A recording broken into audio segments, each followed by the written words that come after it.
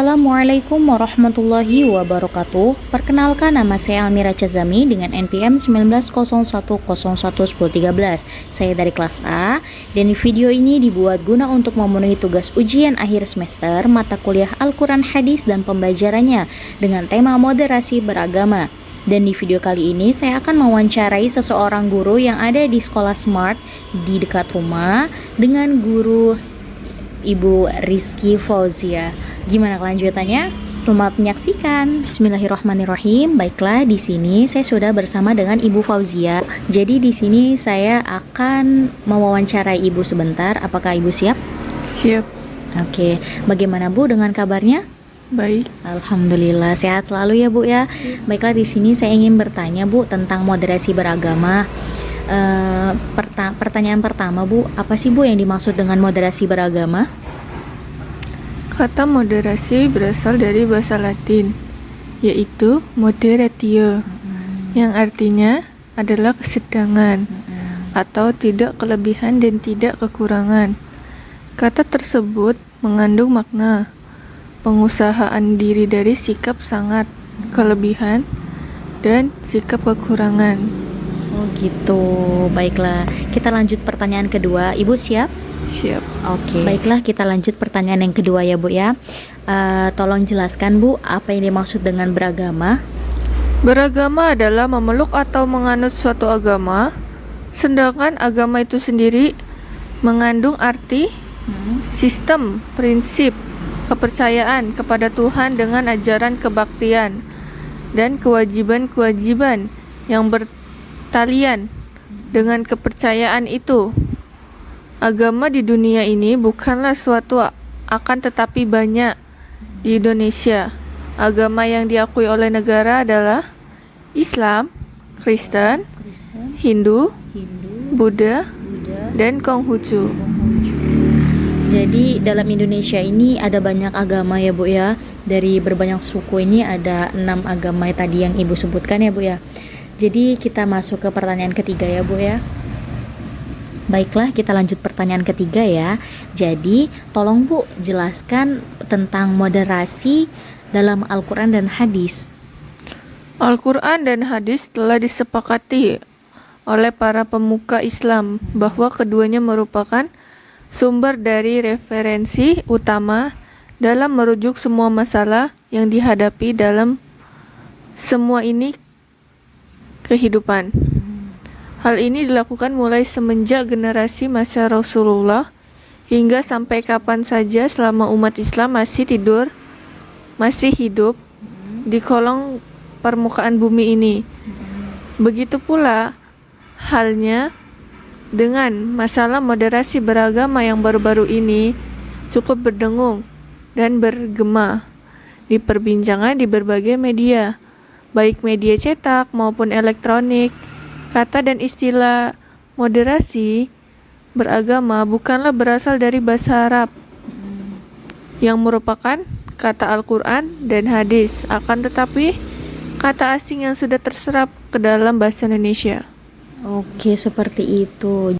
Jadi maksudnya Ibu ya, dari penjelasan yang saya tangkap adalah Al-Quran dan hadis itu bukan kamus istilah yang biasa, tetapi pedoman hidup.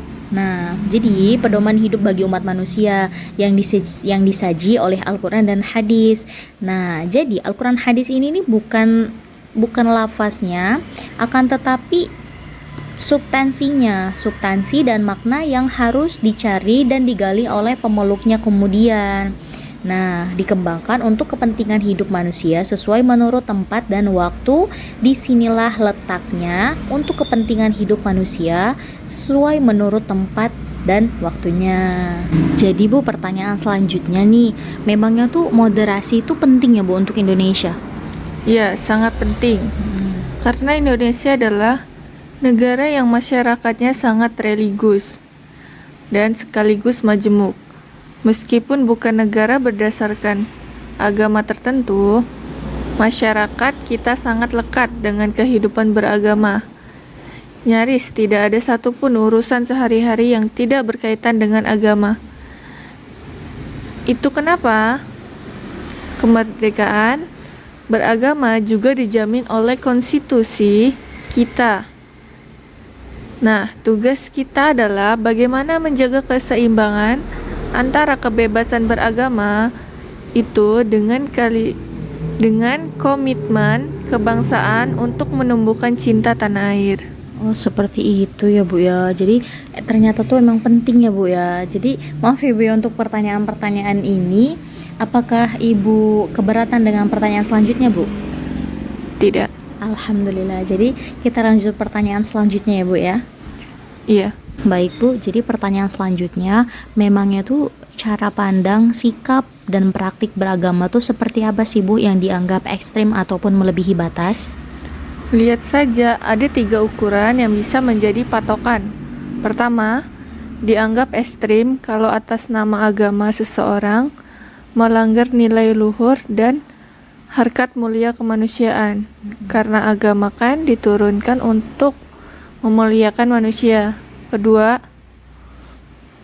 dianggap ekstrim kalau atas nama agama seseorang melanggar kesepakatan bersama yang dimaksudkan untuk kemaslahatan.